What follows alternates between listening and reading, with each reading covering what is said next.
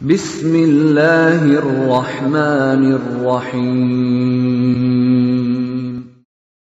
وَلْتَكُنْ مِنْكُمْ أُمَّةٌ يَدْعُونَ إِلَى الْخَيْرِ وَيَأْمُرُونَ بِالْمَعْرُوفِ وَيَنْهَوْنَ عَنِ الْمُنْكَرِ.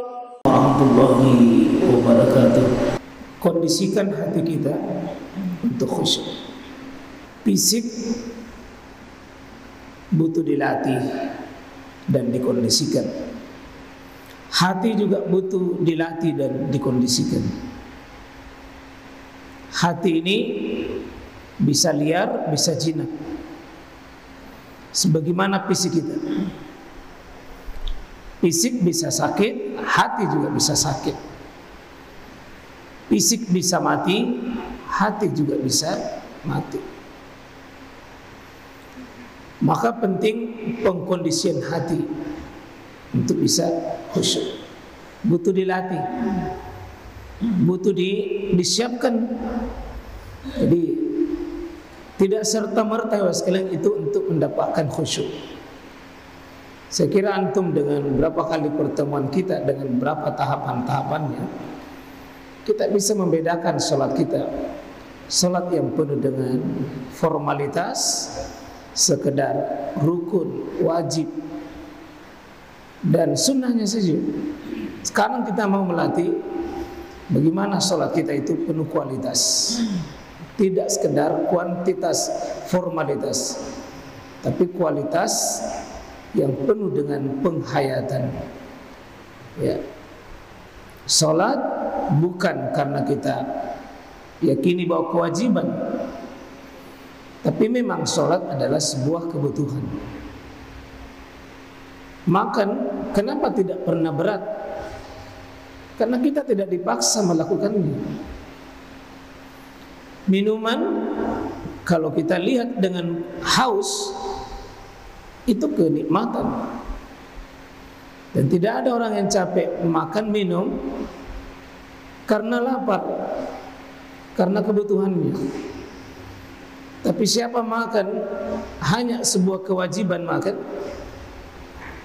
maka dia akan berat.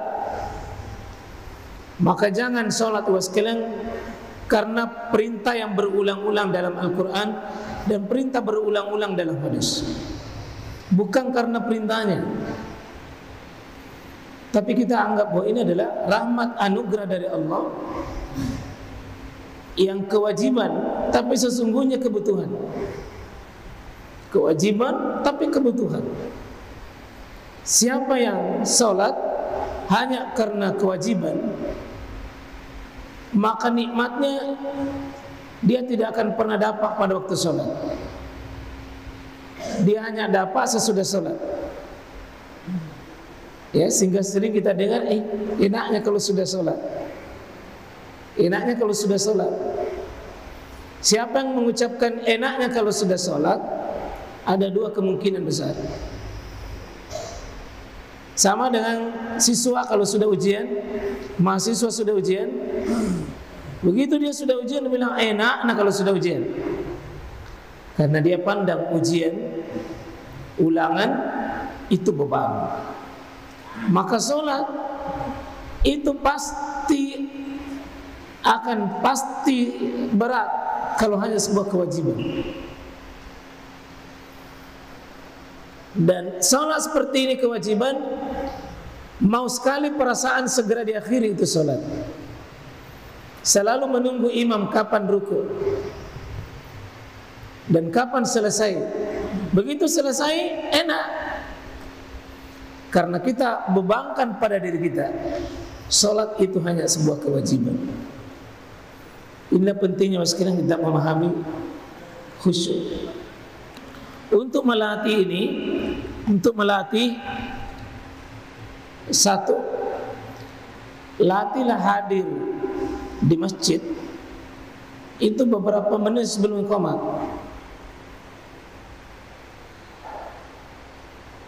Kalau bisa bersamaan paling rendah, paling tinggi qomat. Jangan biasakan waskilan lari-lari gopoh-gopoh. Akhirnya fisik capek, lelah, konsentrasi hati pun terganggu. Ya, usahakan tenang. Dan ketenangan ini akan dapat diraih kalau mengawali kita hadir sebelum imam itu takbir. Karena sekalian, Nabi SAW ingatkan diri. Ini hadis Abi Hurairah. Ini hadis dari Abu Hurairah, Nabi SAW qala iza sami'tumul iqamah. Kalaupun kalian mendengarkan iqamah, meskipun ini sudah iqamah, tetap kata Nabi SAW, famsu ila salat wa alaikum bis sakinah. Datangi salat itu dengan berjalan, famsu, berjalan dengan apa? Bis sakinah. Tetap jalan dengan tenang.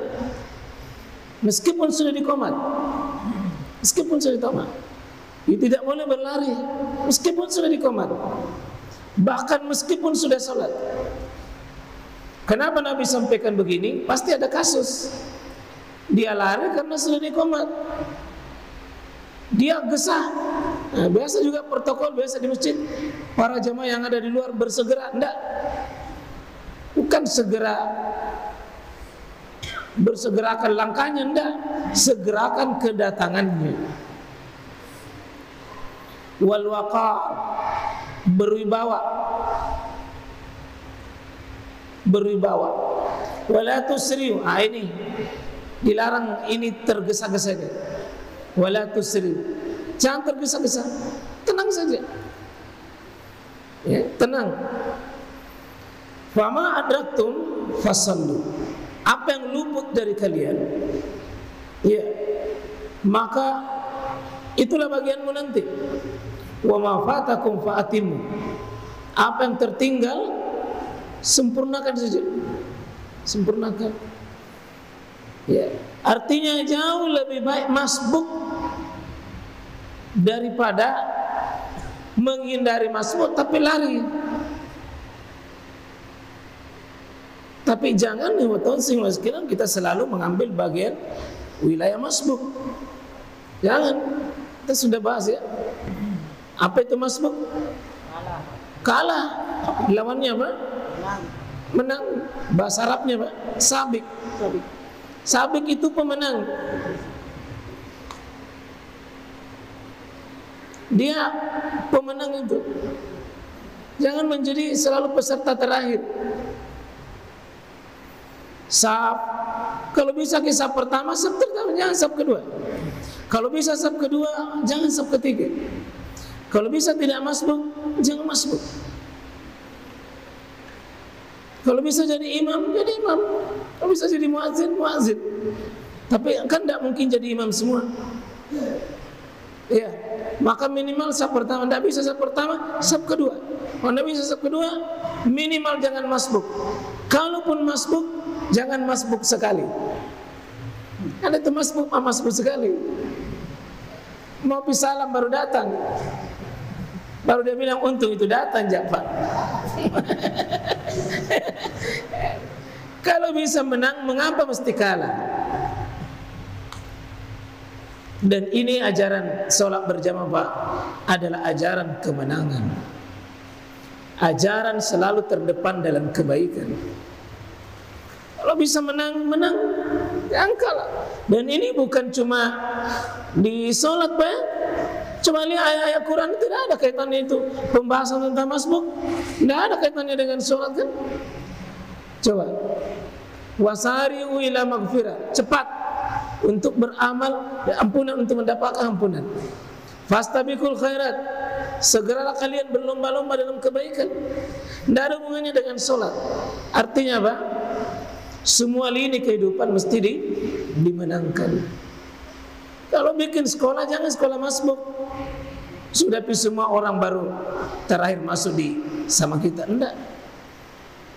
Dalam ekonomi jangan masbuk. Dalam menikah jangan masbuk. Sudah semua orang menikah baru kita, jangan. Kalau perlu kita duluan. Dan suka masbuk. Tapi jangan dipaksa Pak ya, jangan berlari kencang nanti salah pilih ya. Itu satu Pak ya. Latih, dan kalau bisa nih betul-betul kita latih Pak ya. Kita latih. Kalau perlu berwudu sebelum azan, sudah ada wudu sebelum azan. Latih. Jangan bilang baru mengaji, baru salawat, baru azan. Nah, kalau sudah coba berhenti. Begitu azan tidak ada kegiatan ekonomi, tidak ada kegiatan, berhenti. Putus dulu. Supaya apa?